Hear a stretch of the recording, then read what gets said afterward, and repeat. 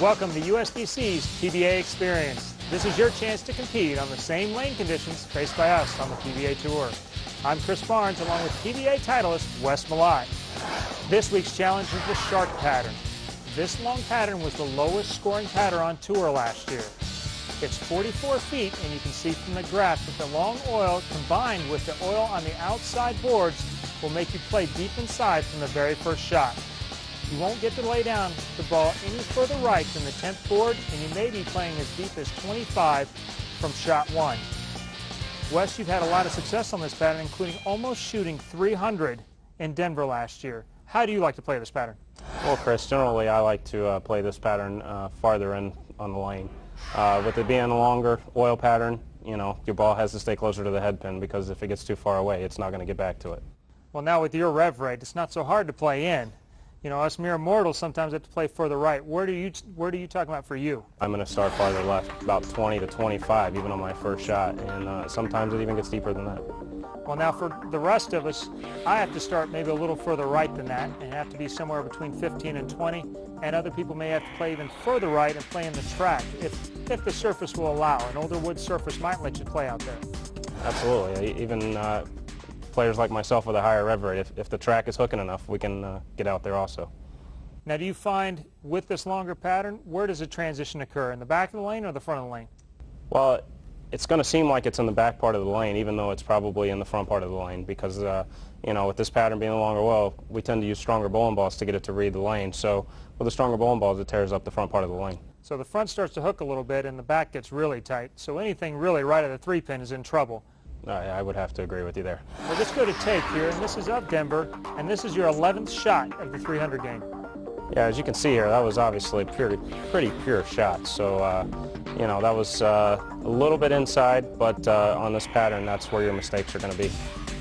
And coming up here, we have shot 12 at your attempted 300, and there had to be a few nerves going on right now. Just a few. As you can tell, this one creeps a little bit high, trips the 9 out of the 4-9. This was a little slow, along with the you know, pressure and everything being the 17th televised PBA 300 in history. There's a lot of nerves going on there.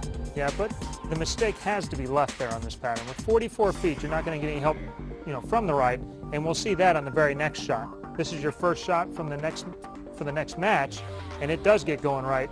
And once it hits the 3-pin, it keeps going. Yeah, this is a big transition here. You know, with the front part of the lane going, I threw it a little bit hard and missed the pinch to the right, and it never recovered. So, you know, my mistake, as we said, is going to be to the left and not to the right. So the key to playing on the Shark pattern is not only playing in, but it's also keeping your break point in. Absolutely. After the break, Mika Koivuniemi will join us, and he bowled for the title twice last year on the Shark pattern. Mika, after bowling for the title twice, is this pattern a favorite of yours?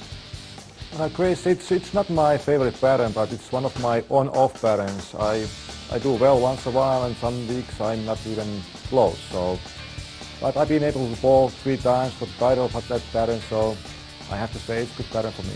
We'll be right back.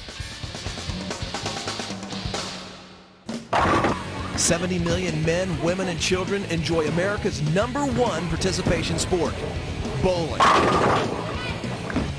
As its governing body, the United States Bowling Congress strives to keep the ball rolling for veteran athletes and new enthusiasts with certified leagues, coaching programs, and innovative equipment testing.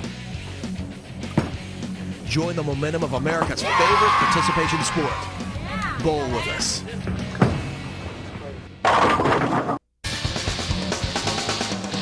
Welcome back. Joining us in our discussion about the Shark pattern is Major Mika. Mika, how do you play this pattern?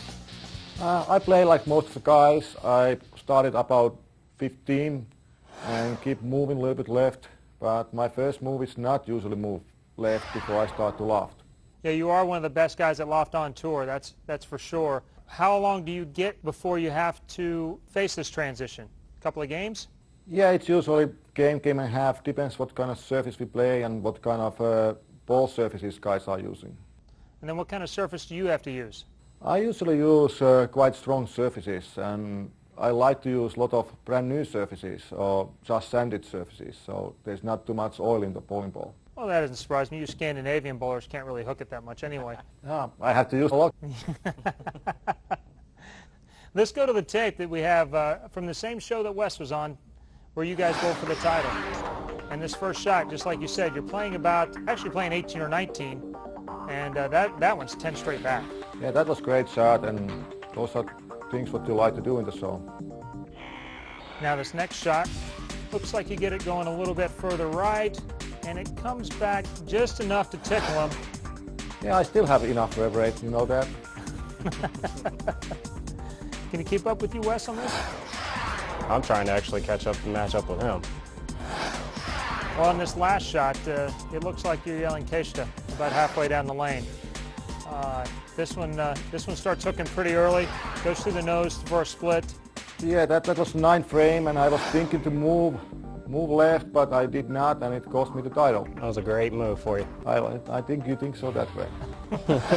How often are you faced with those kind of decisions on TV?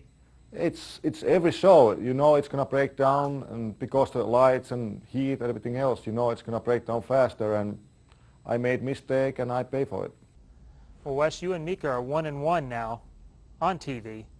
Who's going to win the rubber match? On this pattern, I'm going to have to probably go with myself because of the rev rate and being able to move farther left and be able to still carry the pins. And the fact that Scandinavian bowlers can't hook it? Well, yeah, that never hurts. I think I can play with the best. So what happens on a shorter pattern, Mika? He doesn't have a chance. It's only if there's the free hook spot, sometimes he might have some small chance, but if you have to execute shots, no chance. Are you saying you're the more accurate of the two? I know so. I don't know if I can really argue with you there. You're definitely more accurate, but you know, when we get a little area out there, we'll take you on anytime. I like to do my chances. I don't know. Wes looks like he might have a little Swedish in it. There might be a little battle between you and the Finnish. Yeah, but if he has Swedish, then he definitely has no chance. Well, we're out of time. For PBA titleist Wes Malott and 6-time titleist Mika Koivuniemi, I'm Chris Barnes. Thank you for joining us and enjoy your PBA experience.